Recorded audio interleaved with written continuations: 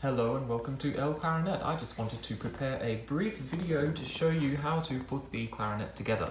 As you can see, I have a clarinet in front of me. It is disassembled, and what we're going to do is put it together piece by piece. One thing I like to do when putting the clarinet together is to start from the bottom and work upwards. So if you've seen a picture of a clarinet, then you'll probably know that this piece here is the bottom of the clarinet. We call this the bell. So for simple purposes, I'm going to put the bell onto the end of the next piece, which is this piece here, the lower segment. And then I'm going to put the next piece, which is the other piece with the keys on it, the upper segment onto the lower segment. This is the harder part of putting the instrument together because, as you can see, that there are a lot of keys on both segments, and with the lower segment and the upper segment they overhang. So we have to try and put the clarinet together in a way where these keys are not going to clash with each other. The way we do that is that we take the upper segment and we hold it like I am doing now, making sure that the back of the upper segment is against my hand there, and we push down on this key here like so with my finger there. And what you'll notice is that as I push down that key, it flips up. This part here flips up. So when we do that, that clears some space so that we can put the lower segment in. And this is how you put it on. You'll notice that when I'm doing this, I am not, faster start again, I am not twisting the keys like this, because we do not want the keys over here to clash with these keys at all. That can damage the instrument. So whenever you put it together, you always want to make sure that you push more than twist. If you twist a little bit like I'm doing here, that's okay, just as long as the keys don't clash. Okay, and there we go. That's essentially how you put that part together.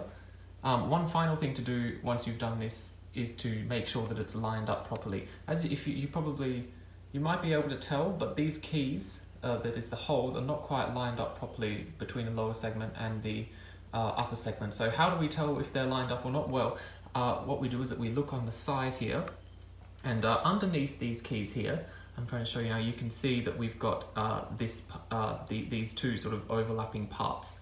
Now it depends what clarinet you have, but these parts can look slightly different, but what they all have in common is that they just need to be lined up. What I am going to do is line up my two segments here by twisting the upper segment towards me a little bit more. And you can see there that now that's actually in line. There's a very faint sort of groove, if you like, that's along this part of the metal that I'm pointing at here. And that's in line with this lower part here.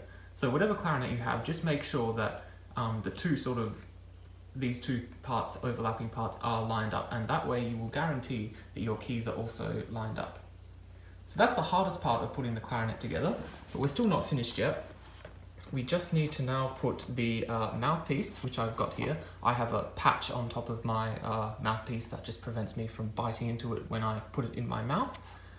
And the barrel, we just take these two parts here and twist them together like that. Now, before I put the barrel on top of the upper segment, I am going to attach the reed to the mouthpiece. So I've got my reed here. We want to make sure we wet the reed before we put it on the mouthpiece. Excuse me. You do this by just sucking on the reed for a couple of seconds. Only the top part of the reed, by the way, not the whole thing. Don't put the whole thing in your mouth, just no more than what I am showing you here. You put it on the mouthpiece like so. You want to make sure that it is lined up with the tip of that mouthpiece there. Just so I can put it against that part, that yellow section there. We want to show just a little bit of the mouthpiece at the top. And we are very careful to make sure that we do not put the reed too high or the reed too low. It has to be just in line there, so you can just see the tip of the mouthpiece as you can in that shot there. We then put the ligature on the reed. Now I've got a leather ligature, most people will have a metal ligature, but don't worry, it functions the same way. You simply put it on the reed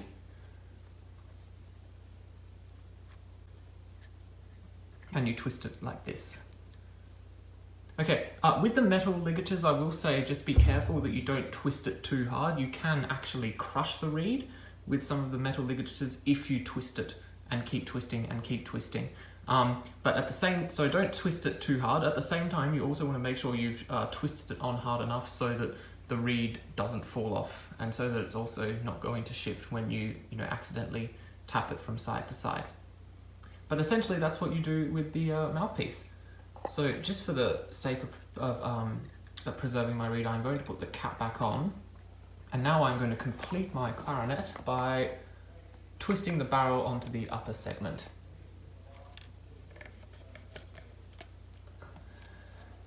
Last thing we have to do is make sure that the reed is in line with the back key here, and as you can see, it is absolutely not in line. I've done an appalling job of lining that up, so what I'm just going to do is twist it around like so, and you will see that this back key here is in line with the reed, and that is the final thing that you have to do to make sure it's all lined up properly. There is the clarinet.